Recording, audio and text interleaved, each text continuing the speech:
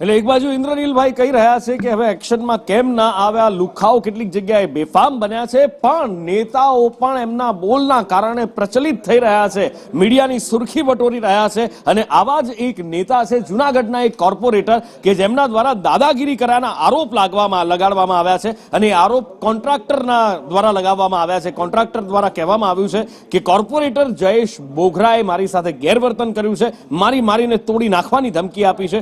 શું હતો આ મુદ્દો, શું થયું એ જુઓ.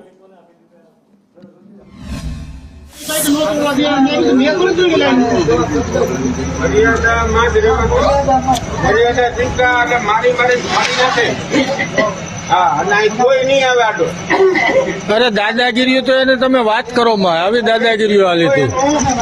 તમારા માણસો મર્યાદાને ચૂકતો મેં કીધું કે મારી ફાડી નાખે કોઈ તમે ગમે નહીં ગમે ઓલામાં ફોન કરતો ને બરાબર એ બે વસ્તુ બે તરફથી મર્યાદામાં હવે કયા દેજો પેલા જે હતું હવે એ નથી.